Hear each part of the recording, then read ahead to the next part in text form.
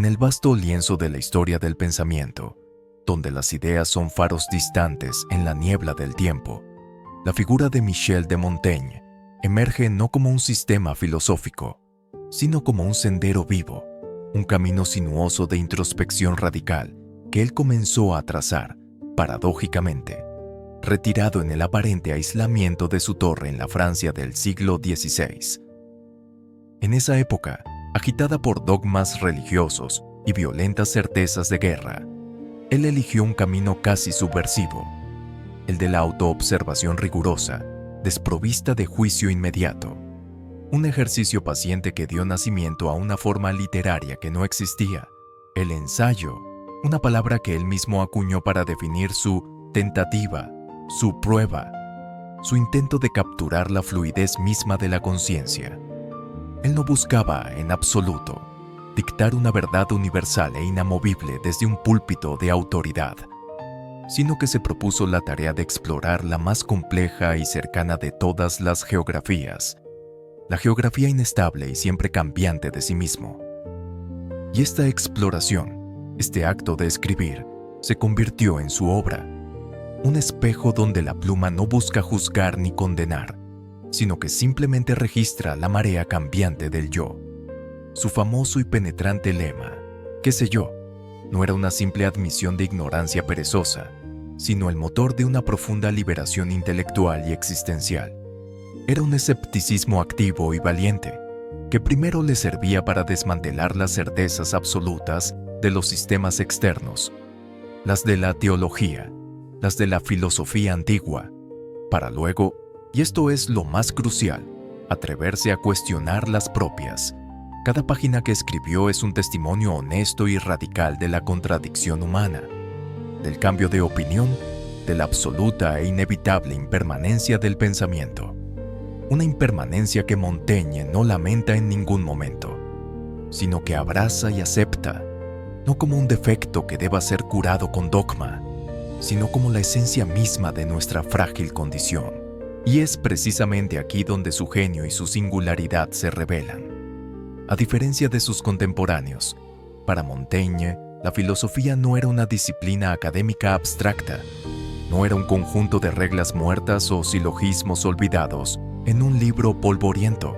Era, fundamentalmente, el arte de vivir y, por extensión, el arte de aprender a morir. Su revolución silenciosa fue la de fusionar el acto de escribir con el acto mismo de ser. Para él, la obra es la vida, y la vida se entiende a través de la obra. Él no escribe sobre filosofía, él filosofa mientras escribe. Utiliza el acto de la introspección para procesar el mundo exterior en tiempo real.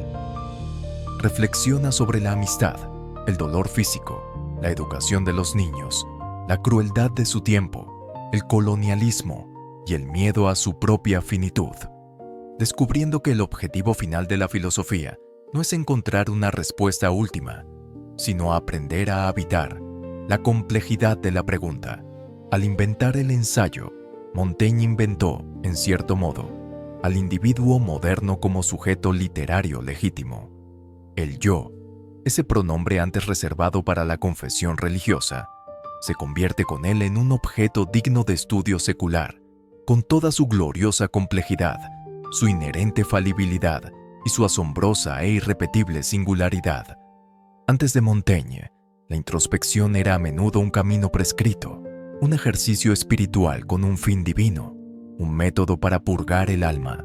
Con Montaigne, se convirtió en un camino hacia lo profundamente humano, un legado que resuena silenciosamente, pero con una fuerza inmensa, a través de los siglos, influyendo en escritores y pensadores que, a primera vista, parecen distantes, desde Shakespeare, que leyó y anotó sus ensayos, hasta Nietzsche, Emerson o Virginia Woolf. Todos ellos, de alguna manera, son deudores de este hidalgo francés que se atrevió a tomarse a sí mismo como el principal y más fascinante sujeto de su obra. Una obra que nos interpela hoy, en el siglo XXI, quizás con más urgencia que en su propio tiempo. En nuestra era de polarización y certezas estridentes, esa voz calmada, irónica, a veces dubitativa, pero siempre profundamente humana de Montaigne, nos invita a la humildad intelectual, nos invita a la moderación, nos llama a la difícil y hoy revolucionaria tarea de suspender el juicio, de escuchar al otro y sobre todo, de atrevernos a escucharnos a nosotros mismos. Él nos recuerda que la vida no es un problema abstracto que deba ser resuelto con una fórmula, sino una experiencia concreta que debe ser vivida con toda su textura. Su escepticismo, malentendido a veces como cinismo, es en realidad el más potente antídoto contra el fanatismo, un llamado perpetuo a cultivar nuestro propio jardín interior y a encontrar la sabiduría, no en los grandes sistemas externos que nos gritan, sino en la honesta, valiente y continua exploración de quiénes somos en cada instante.